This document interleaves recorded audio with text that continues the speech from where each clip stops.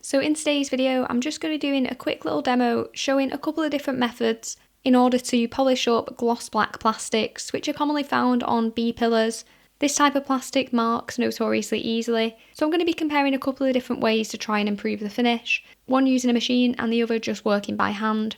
Before I do polish up this area, I always do like to tape off the rubber surrounding the gloss black. If you do happen to get any residue of the polish onto the rubber, it can cause staining and be quite difficult to remove. So I do just like to tape up the surrounding trim. And then also I will open up the doors and tape off the rubber that goes in between them in that kind of door shut area, as otherwise you can get polish kind of splattering onto that too. So it's a good area to remember to tape off. So I have just split the pillars across the middle so I can kind of do a bit of a 50-50 and see the improvement with each method. And on that left hand side, I am going to be using ACHQ Super Resin Polish. So a really popular product in the UK in order to just get a bit of an improvement very easily.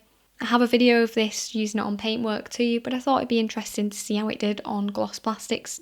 So I gave it a good shake to start with and then just worked it in using a microfiber pad. You can obviously use a foam polishing pad here, and there are options which will allow it to have a little bit more cut, but with this product it mainly is just fillers from my experience. So it's something that you could use for more of a temporary fix. You are going to have to repeat it when you do notice those sort of marks start to come back. It's a very quick thing to do though, so I think this method is probably going to appeal to a decent amount of people. On the right hand side pillar, I went in with the machine polisher. So I was always going to go for a 2-step here, as I do think it's going to result in a better finish. And the first step is fairly aggressive, so I'm using Co-Chemie Heavy Cut Compound with a microfiber pad from Carbon Collective. I am using the Carbon Collective Hex Mini Polisher here, as I can use that with 3-inch pads, which obviously just makes navigating this area a lot easier compared to using a 5-inch polisher. With microfiber pads, I do just like to work the polishing liquid into those fibres before I actually go ahead and start polishing with it. And I just spread it on speed 1 to begin with and then upped it to speed 3 out of 4 to do that cutting stage.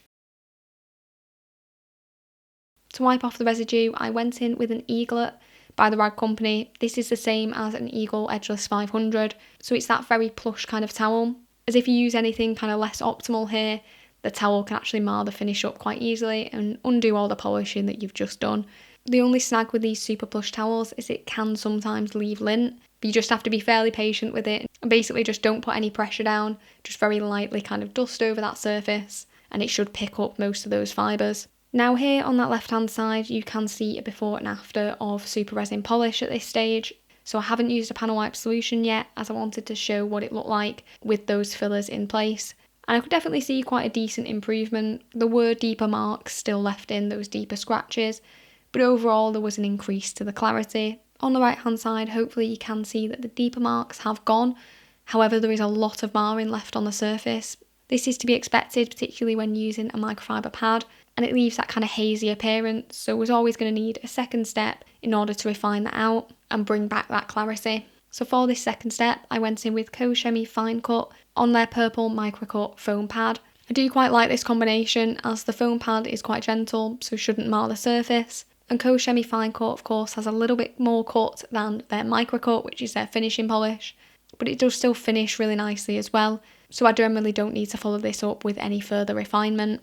When I initially put the polishing liquid onto the pad, I did actually use too much of it, so I did wipe that off and then just use what was remaining on the pad to polish out that section.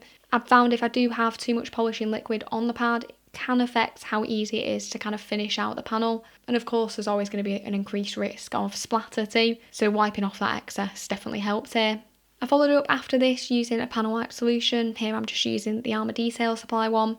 This is going to remove the polishing oils and residues that could be masking some of the defects, and is of course going to remove some of the fillers on the ACHQ Super Resin Polish side, so you could see really kind of what true improvement the product's made here. So on the left hand side we've got ACHQ Super Resin Polish. I do still think there was a decent improvement compared to the unpolished section, but of course there were always going to be some deeper marks here, and this served mainly just to darken up the finish and address those super light defects.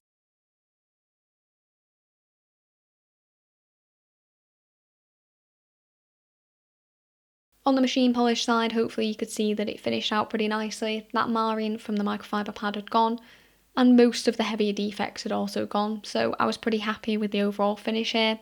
As always, all the products are going to be linked in the description, and if you have found this video helpful, it'd be great if you could drop it a like, and thanks very much for watching.